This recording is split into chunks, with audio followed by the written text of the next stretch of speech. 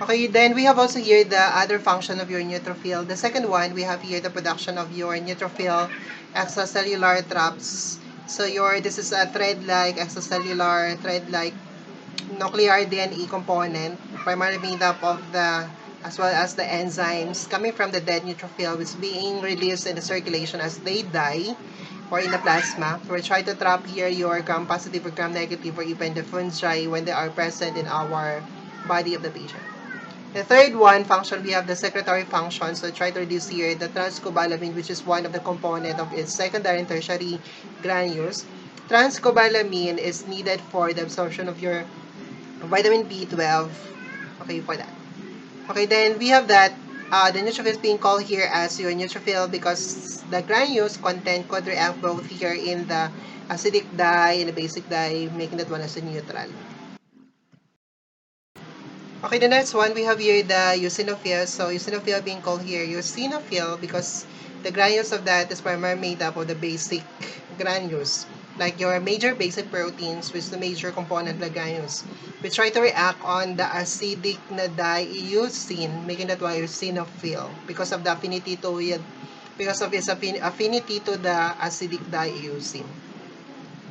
Okay, so again, your segmental neutrophil would have the bilobes with the presence of your orange-red granules. Okay, for the functions, so eosinophils involve most likely in parasitic infection and even allergic reactions. They try to increase, in the case of the parasitic infection, allergic or hypersensitivity reactions. Okay, then we have here the granules content of eosinophils. So the primary granules of eosinophils made up of your charcot-laden crystals. So this is the crystals which is we describe this one as your hexagonal bipyramidal crystals, usually present in stool of the patient with helminth infections or parasitic infection, and even found here in the pulmonary infiltrates for those patients having like asthma or some form of allergic reactions. The secondary granules made up of your major basic protein, constituting here approximately 50% of the total granules content. It's become basic because it's made up of arginine, lysine, which are your basic amino acids, phospholipids, and we have also melanin. So this is involved here in the expulsion also of the worm. So for the invasion of the parasitic worms. Okay, eosinophil, another content of secondary granules, we have eosinophil, cationic protein, eosinophil-derived neurotoxins, and many others. Okay, then we have here the eosinophil count. So we could perform here the EU count with your indirect and we have also your direct. In the indirect, we have here the absolute eosinophil count, which is considering here the WBC count. Multiply here with your differential count for the percentage of the eosinophil. But of course here, if you wanted to determine exactly, then we have your direct method with your Neubauer counting chamber. So for this one, we're using diluting fluid that may be in the form of, if you're using the method Randolph or Pilot, so you're using fluoxetine as your diluting fluid. Hinkelmann, Dangers, this combines with Aviusin, and Tandem syrup make use of the neutral red. Other agents here included in your diluting fluid, we have your propylene glycol, which try to lyse the red cell. We have also here, because we are just only after of the WBC eosinophils, you could also have your heparin to prevent the clamping. Then we have your sodium bicarbonate to lyse all the WBC except your eosinophil, because again, you're just only after the eosinophils. Okay, procedure here, when you're doing your eosinophil count, then you'd be using your WBC pipette. You aspirate your blood up to 1 mark and aspirate the diluting fluid here up to the 11 mark of your WBC pipette. That will gives you 1:10 dilution. Then after that one, try to charge your Neubauer counting chamber and try to count here. This one is the entire ruled area of your one ruled area in your Neubauer counting chamber. You're going to count here the entire 9 squares. Okay, for the computation, we have the eosinophil count. It's equal to the total number of eosinophil counted in this 9 squares multiplied by your area correction factor. That's 1:9, 1 over 9. Dilution factor, which is your 10, and we have also your depth correction factor. Okay, your depth correction factor here, which is your 10. Okay, another test here that we need to perform with the eosinophil count, we have the Thorne's test. This is your eosinophil depression test. So it's based on principle here that your adrenocorticotropic hormone try to decrease the eosinophil count. Procedure for that one, we have here the patients should be instructed to have a fasting. Last meal of that will be 8 p.m. Then the following day, go to the lab and then try to extract the blood on the still in the fasting state. And then that become here the first or the baseline eosinophil count. Then after that one, try to inject 25 milligrams of the ACTH. And then after that one, after 4 hours, try to extract the blood again. It become your second eosinophil count. So your normal result here should eventually the second eosinophil count should be less than 50% compared to your first one because you have injected the ACTH. So mean to say, pag ang patient natin may increase ACTH, in the case, for example, of your cortisol, in the case of your hypercortisolism here, like your Cushing disease, expect the patient to have a decrease in the pill count. But in the case of your Addison's disease, sa mababang cortisol natin, then expect here the patient to have a high eosinophil count. Okay, the next cell, we have here the basophil. So basophil, the granules content primarily made up of the acidic component. So we have here the heparin or even your histamine, which they tend to react with the basic dye methylene blue. So they have the affinity to the basic dye methylene blue. That's why they are called here the basophil. Okay, so they are 2 to 4. The basophil would have here 2 to 4 lobes, and that would have here an overlying granules. So medyo hindi natin makita ang nucleus natin. And blue-black na granules. And it's a water-soluble na granules. Okay, for the content of the granules, so we have here the secondary granules of your basophil made up primarily of the histamine, the leukin-4, the leukin-13, and chondroitin sulfate made up your heparin. Anyway, your eosinophil contains antihistamine. Basophil contain here the histamine. Okay, so we have here the functions of your basophils. So basophils are most likely involved in your allergic reaction, hypersensitivity reactions, the type 1, immediate type. So since your basophil would have the receptor for the IgE, which is involved here in your allergic reaction. So the IgE bind with your basophil. Once it bind, it's become sensitized. So like for example, this one is your basophil, may nagbind na okay, IgE dito. This is your baso. So like if your allergen bind with this one, so your basophil here try to degranulates, ilabas sa mga granules niya. And one of the component of the granules we have here the histamine. So once histamine is activated, it will have the following effects which try to be responsible for manifestation of your allergic reactions. So for your first one, we have contraction of your pulmonary vessel wall. So medyo hindi ka makahinga because of that. Lumiliit ang lumen ng ating blood vessel. Then one, increased capillary permeability which try to result here to the increased loss of your plasma, result here to hypotension and shock, and asphyxiation here, and increased mucous gland secretion, asphyxiation. So hindi ko makahinga, that would, pag maging sobrang severe ang allergic reaction, result here to death of the patient because of that. Another function of your basophil is involved in the control of the helminths infection through worm expulsion. Okay, the next one, we have your mast cells here. So mast cells it's being described here because number one, the precursor of this cell here try to circulate in our peripheral circulation before it try to enter the tissues. The second one, it would have the same phenotypic and functional similarities compared with as with your eosinophil and basophil. That's why they are being discussed in this one. So mast cells is most likely involved here in allergic reaction, inflammatory reaction as effector cell. Okay, the next one is again monocytes. So this would have here the kidney shape, vein shape, the nucleus with the brain-like convolutions. And then we have here the cytoplasm. We have fine azurophilic granules giving you a ground glass appearance. Okay, the next one, we have here the lymphocytes. So basically includes here the T lymphocyte, the B lymphocyte. We have also here the natural killer cell. Okay, so for the maturation of your lymphocytes, involve here your antigen-independent maturation, which occurs in your primary lymphoid organs. It's antigen-independent because they try to mature in the primary lymphoid organ without the help of your antigen, without meeting up with the antigen. The antigen-dependent maturation occurs here in the secondary lymphoid organs. So we have the description of your lymphocytes. We have here the nucleus with dark blue. And we have also here the light blue or the sky blue or the robin egg blue for their cytoplasms. Then we have here the variant lymphocytes, also called here atypical, reactive, or even your downy cells. So there are three types. So type 1 refers to your toric irritation. That would be plasmacytoid lymphocytes, represent large block of the chromatin. Type 2 is related to your IM, infectious mononucleosis, characterized here by a round mass of the chromatin with the characteristic na ballerina skirt.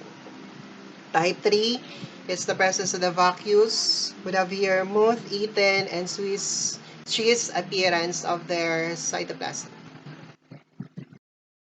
Okay, before we proceed with the WBC count, so I just want to clear up that the monocyte appears in the peripheral circulation in the peripheral blood smear. The monocyte appears to be much larger compared to your neutrophil because the monocyte would have the tendency to stick to the surface. So kung itong slide natin, pag may monocyte ka, they tend to stick and they try to expand, and therefore making them a bigger in size. But true enough, in our peripheral circulation, like you could have your flow cytometry, your neutrophil is much larger compared to your monocyte, actually. Okay, now we go to your WBC count. So we have here the best way, although you could have the manual method here with the use of your Neubauer counting chamber. For your WBC count, we are using here the hypotonic solution. It's hypotonic to lyse the red cells here, leaving only WBC because we are only after of your WBC. Okay, for our diluting fluid, we are using 1 to 3% acetic acid, 1% hydrochloric acid. For your Turks fluid with the use of gentian violet and glacial acetic acid. This is the best one because meron siyang stain that would help you identify your WBC. Okay, the formula, so again, WBC count, we are using here the WBC pipette where we try to aspirate your blood up to 0.5 mark and then try to aspirate your diluting fluid up to the 11 mark. Okay, so you just need to count here the four corner squares. Dito, dito, dito, dito. Of your one ruled area of your Neubauer counting chamber. For the computation, we have here total number WBC counted in four squares. Four corner squares. Multiply with your area correction factor, which is 1 over 4 because 4. We have here the dilution factor, which is your 20, and your depth correction factor, which is your 10, or simply that's times 50. Whatever total number here, multiply by 50 to become here your cells per microliter. Then we have here the presence of the NRBC, or the nucleated red blood cells. Okay, we need to correct here for the presence of the nucleated red blood cells because that could be mistaken here as our WBC, where in fact it's not a WBC. So when are you going to correct here if the patient is adult, then if you happen to see here more than 5 NRBC, then you need to correct. For the infants or children, so if you have here more than 10 NRBC present, then you need also to correct. We have here the formula for that. We have uncorrected WBC count na you obtain using this method. Multiply by 100, then number of the NRBC seen in the peripheral blood, or you could have here plus 100 that become your corrected WBC count. Okay, then we have also here the method of classifying neutrophil. You could have the Arnett's classification based on the lobulation or the Schilling's classification based on the granulation. For the Arnett's, we have the class 1, class 2, 3 to 4, 5. So the class number here represents the number of the lobes. Class 1 and class 2 are considered to be the young form. Class 3 is your mature. 4 and 5 considered to be your old na form. Okay, so we have here the formula for the Arnett's. We have your percentage of the class 1, percentage of the class 2, plus the 50% of your class 3. So it's complicated, so usually hindi siya ginagamit. Okay, then we have here the clinical significance. So we have here the Arnett shift to your left. So remember here in the left with your hemogram are mga young, then papunta doon mga old. So pag shift to your dito, left, okay, that would be related to acute infection, hemorrhage, or leukemia. Shift to your right, so padaming lobes, so those are your mature form. Then also here the hypersegmentation, and again, hypersegmentation related to your macrocytic anemia, pernicious anemia. Okay, the next one, we have here the Schilling's classification. So the Schilling's classification is based on the granulations. So we have here the normal values based on the Schilling. So we have that myeloblast to promyelocytes would have 0%, myelocyte to metamyelocytes is 0 to 1, stub is 3 to 5%, and segmentar or 51 to 6 to 7%. And we have also here relative Schilling's count here with the different okay, the different cells here. Eosinophil 1 to 4%, base are 0 to 1, monocyte 2 to 6%, lymphocyte is 25-33%. And for your segmental neutrophil, that's 51 to 67%. Okay, we have your application. So we have shift to your left.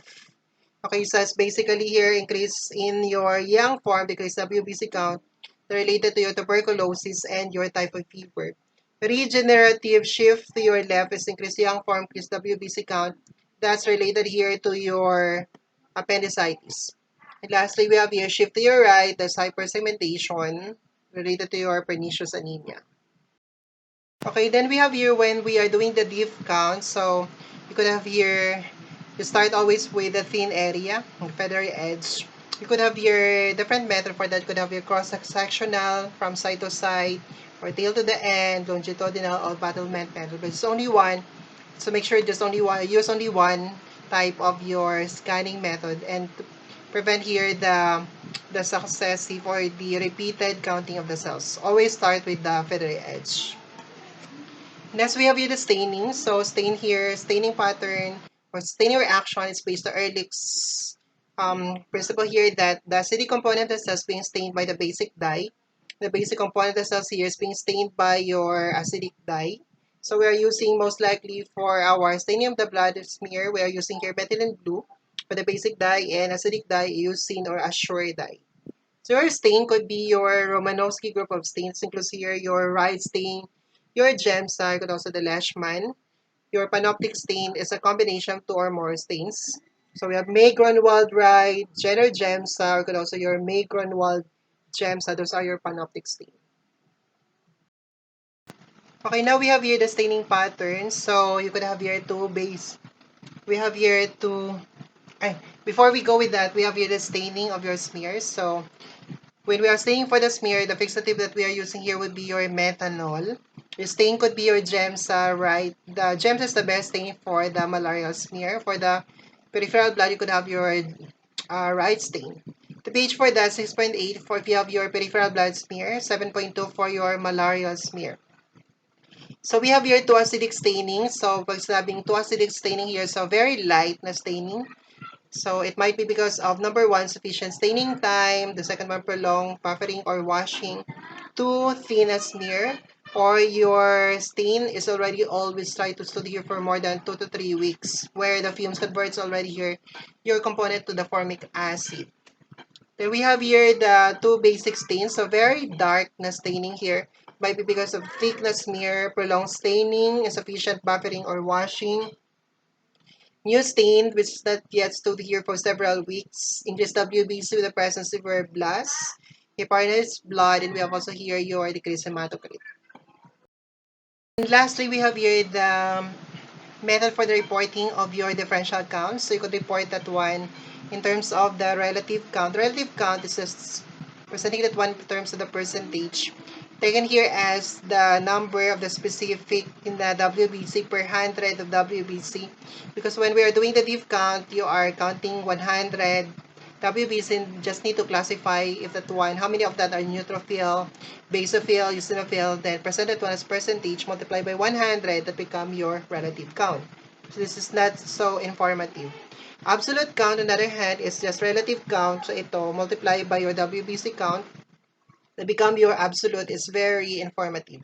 So for you to consider here, if the patient would have relative count normal or absolute count normal, then you need to base your values here on the normal values set by the Schillings. That's what we have discussed kanina.